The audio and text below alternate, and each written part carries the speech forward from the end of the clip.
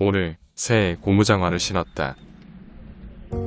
얼마 전까지 신었던 구두보다 이제는 장화가 더 어울리는 내 모습에 이제 시골 촌부가 되어간다는 생각이 든다. 최신 신었다. 행도. 새 신을 신었다고 자랑하지만 고양이들의 반응이 시큰둥하다. 금방이라도 비가 내릴 것 같이 하늘엔 짙은 구름이 잔뜩 끼어있다. 지난번 비가 내리고 난 뒤 요즘 날씨가 많이 차가워졌다.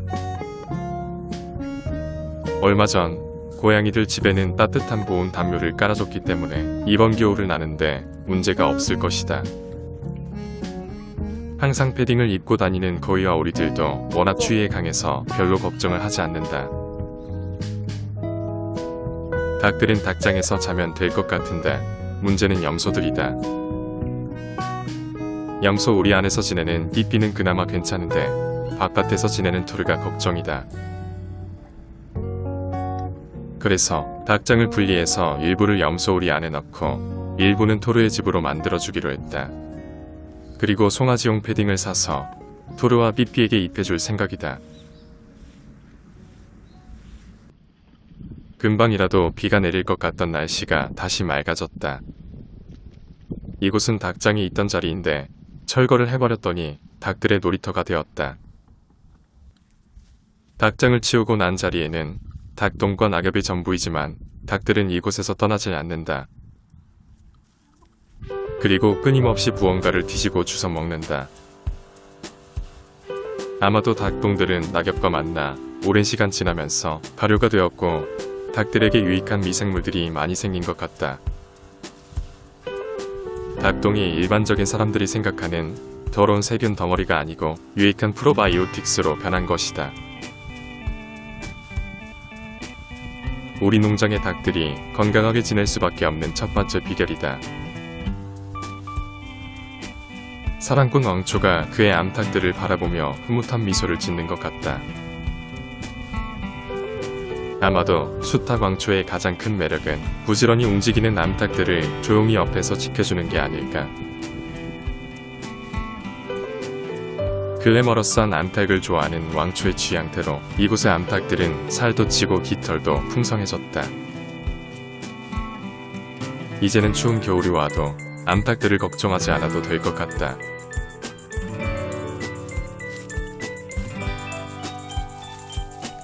닭장의 일부를 염소 우리 안으로 옮겼다.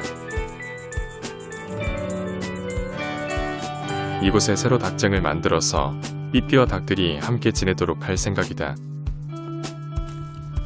그리고 토르를 위해 닭장 일부를 이곳으로 옮겼다. 이것은 바람막이용 두꺼운 천인데 염소집 외부에 덮어줄 생각이다. 토르는 자기 집인 줄 아는지 계속해서 내가 하는 행동에 관심을 보이고 있다. 한참 만들고 있는데 돌발 상황이 발생했다. 토르가 우리 안에서 돌다가 목줄이 감겨버린 것이다.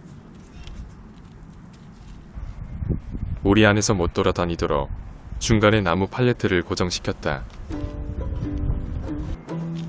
다행히 이제는 토르가 아무리 돌아다녀도 목줄이 걸리지 않는다. 적당히 모양을 맞추고 난 뒤 크기에 맞게 천을 잘라준다. 검정색 천 위에 방수용 천을 한 번 더 덮어주었다. 그냥 토르가 삐삐가 있는 우리 안에서 살면 되지만 그렇게 되면 삐삐가 너무 스트레스를 받기 때문에 이렇게 할 수밖에 없다. 내가 염소를 처음 키워봐서 다른 염소들은 잘 모르겠는데 토르의 성욕은 가히 대단하다. 염소집 윗부분에는 지붕용 판넬을 올려줘야 눈이나 비를 막을 수 있고 여름에는 햇빛을 차단해준다. 이제 대충 염소집의 전체적인 틀이 만들어졌고 옆과 뒷부분에 나무 팔레트를 대어주면 된다. 드디어 토르의 새로운 집이 완성되었다. 이제 겨울용 패딩만 사서 입히면 이번 겨울을 나는데 문제가 없을 것이다. 사실 농장에서 내가 가장 미안하게 생각하는 동물이 토르이다. 하지만 아무리 생각해봐도 이렇게 하는 게 현재 내가 할 수 있는 최선의 방법이다. 이제 닭들과 함께 지낼 수 있는 삐삐의 집을 만들어준다. 우선 프레임 외부에 안전망을 덮고 난 뒤 그 위에 바람막이용 두꺼운 천을 덮어주었다. 그동안 좁은 닭장 안에서 지내던 닭들에겐 넓은 닭장이 생겨서 좋겠지만 서로 다른 종의 동물들이 함께 지내는 건 쉬운 일이 아닐 것이다. 닭들도 삐삐도 함께 잘 지내는지 여부는 계속 지켜봐야 할 것 같다. 드디어 삐삐와 닭들의 집이 완성되었다. 이곳은 나무 팔레트로 울타리를 쳐서 그런지 안에 들어오면 바람도 불지 않아서 아늑하고 고요하다. 차츰 부족한 부분은 지내면서 고쳐나가면 되고 이제는 삐삐와 닭들이 변화된 환경에서 잘 지내길 바랄 뿐이다.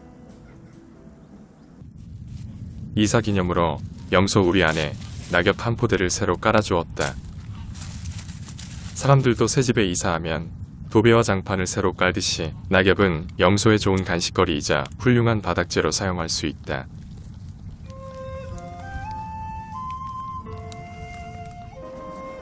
삐삐는 무표정하게 낙엽을 먹고 있지만 두툼하게 깔린 새로운 낙엽들을 보며 행복감을 느끼고 있다는 것을 나 또한 느낀다.